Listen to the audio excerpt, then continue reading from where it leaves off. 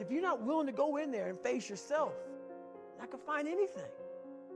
You're gonna live right here on surface, man, right here on surface.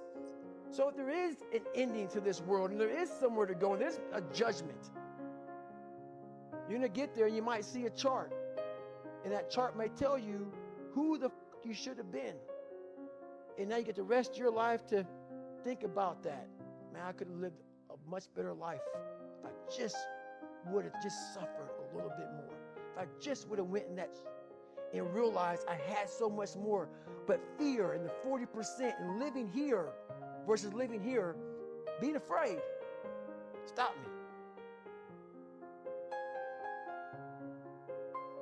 Your biggest enemy, the most important conversation you will ever have in your life is the one you have with yourself. You wake up with it, you walk around with it, you go to bed with it, eventually you're gonna act on it, whether you're good or bad. You have to. That's why the whole thing about this book I have, it's about you. It is about you. It's strictly about you finding who you are. So many people die, live 100 years, never fucking know who they are. Never know who they are. You have to look in that mirror and know there's so much more in here, man. Because I can literally right now be a 300-pound guy spraying for cockroaches still to this day if I did not look in that mirror and say, there has to be more to this. This can't be it. And then willing to go into it, dive deep into it, and give all I have to find it. So that's what all that's about. Let's say there's 10 people in this room, and we're all mediocre. But I'm the best of the mediocre people. I now think I'm great. I'm great. We surround ourselves around people that make us feel great, that tell us what we want to hear. The second we put ourselves amongst the uncommon people, we don't like that feeling, that challenging feeling of that person who's waking up at 3:30 in the morning and say, hey, push it, we're going for a run. We don't like that challenge. We like that person who says, hey, you know what, man, I don't feel good today, man. And they say, oh, it's okay, brother. We'll take a day off, man. We'll get a pizza and watch the game. We like that. We love that feeling. Why? Because you understand, man, we're good, bro. We don't want that motherfuckers like this. Hey, man, no, bro. Get your shit on, man. Stop being a punk. We don't want that in our lives. We don't want that person who's constantly challenging our weaknesses. We want that person who's constantly, making us feel nice and good and secure in ours. That's the mediocrity of life. We want to be the best amongst the average people. People wonder, how do you stay hungry all the time? Because after I accomplish something, I don't sit back like a lot of guys who graduate buds, graduate this, graduate that. They get comfortable. They wonder why I'm getting weak, man. I don't know, I lost my edge. What's going on? Because once you hit the top of the fucking mountain, guess what happened? I'm good. I'm good. So you wonder why you're falling down now. Because once you reach the top of the mountain, you got to build another one. That's mediocrity. There's a lot of people in mediocrity who have a nice resume, but they're one-timers, man. They hit a one-time deal. They busted it open, got a lot of money, but they're good. You're mediocre now, man. What are you fucking doing today, tomorrow, the next fucking day? That's why I don't listen to theorists. I don't listen to all that bullshit. I listen to a motherfucker who's like this, man. What's wrong, man? I'm tired, dude. Why are you tired? Because tomorrow, I gotta do the fucking shit again, man. Whatever it is that made me fucking nauseous and sick to my stomach, it made me hurt. There's no ending. And that's the person I listen to. That's the person who's gained knowledge. You gain knowledge through suffering. And on the other end of suffering is a world that very few have ever seen.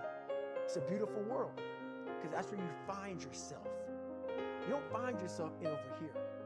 You find yourself on the other end. Like the 100-mile race I was on, I ran it for 24 hours. I found myself on the other end of that race. That 19 hours, I found, wow, there's a whole nother world out here that I've never even saw. But the world is in your mind.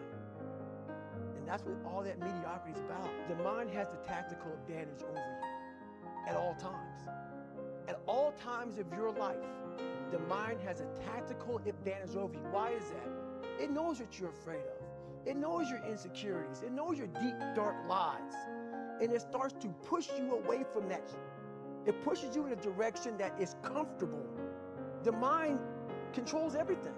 So what I realized was that when I was growing up and I was 300 pounds and I got all fat and I got all insecure, I realized that my mind kept taking me in this direction. When things got uncomfortable for me, when I was facing my insecurities, I was facing my fears, my mind said, oh no, we got the tactical advantage. We need to get you, separate you from this feeling. This feeling of your life is all about feelings. We want the happy feeling. We don't want that feeling of this sucks. If in that moment, you can answer those questions and you are now in charge of your brain versus your brain ruling you, that's where all that stuff comes from. So the 40% rule is all of that. You get to 40%, your brain says, we're done. Let's roll, man. This is starting to get painful. This is uncomfortable. So you sit down. You have to figure out ways, and everybody's different. That's how the book kind of talks about, like we all have these things about, 5 steps to this and 4 steps to this. It's a lot more than that. That's all bullshit. It's a practice that you have to, it's a habit. So if you know that at 40%, I'm feeling pain. At 40%, I'm feeling pain. That's where the 40% rule kicks in. Now it starts. Okay, I'm feeling pain. My mind's saying all this to me. It's saying, get out of here, run, flee. The fight or flight kicks in. Okay, we're done. We're not good enough. It starts telling you all these things. You start to believe it because the mind controls all. This is the time where you have to gain control back of your mind. It's okay. Let me see if I can go 45%. And once you start giving yourself more and more hope and start realizing, okay, the mind starts to be, okay, what are you doing? We're supposed to be going right and you're going left. You start then controlling your mind. Start finding more in yourself. And then it goes from 40% to a lot further than that. But that's the start of it though. Get to the spot where your mind is saying stop. Wherever that is, you gotta get there first. And then that's when that starts to work for you. You gotta control yourself in that moment.